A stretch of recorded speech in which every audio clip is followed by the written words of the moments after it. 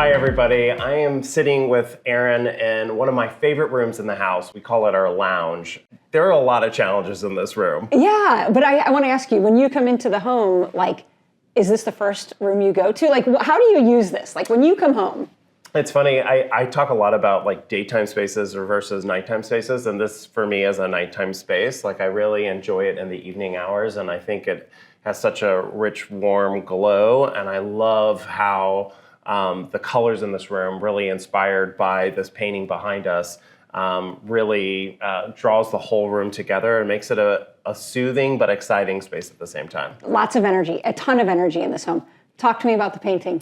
Well, this is an amazing painting. This is from an artist named Gilad Efrat, and it is an incredible painting where the artist applies layer after layer after layer of paint, and then he uses, almost like a sculptor, he carves back through them to reveal different colors. And when we saw this painting originally, we saw it in Israel, we had to buy it. And so this was years later that we've been able to pull the whole room together around this beautiful painting by Gilad. And so you said you built this room around this painting. I want to get inside your head. Yes. Okay, so talk to me. You have this beautiful painting, and the room is inspired around this. Just throw out, like, what are you thinking about?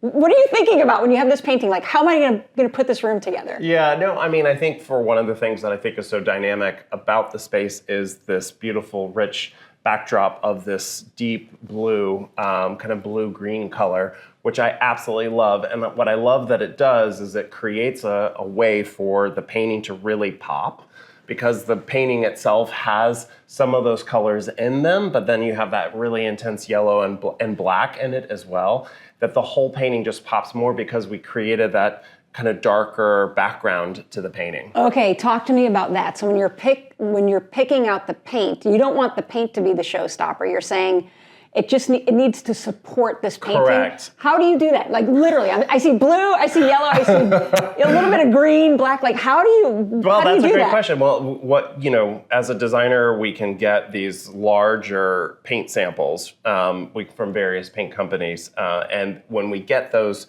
particular paint samples, I mean, they're about like an 8x10 size.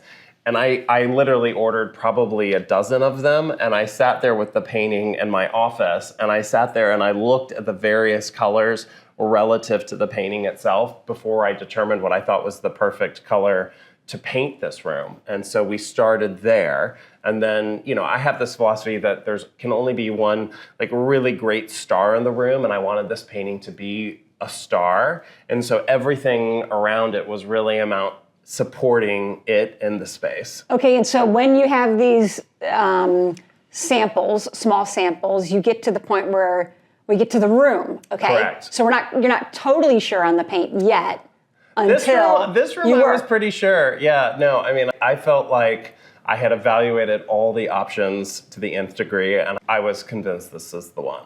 Okay, so now we have the paint. Talk to me. How does the room now support the painting with furniture, with your rug? Well, the great thing is that as you get to design any space, you have all of the layers that you have to think through. The functional layers with the furniture, the decorative layers with the fabrics and the materials. You want to think about all the accessories and other pieces of artwork and other elements. And so it was really a process. I mean, from the time that we bought this painting to the time that we actually fully furnished this room, it was just about adding those layers that felt intentional and supportive of the overall vision.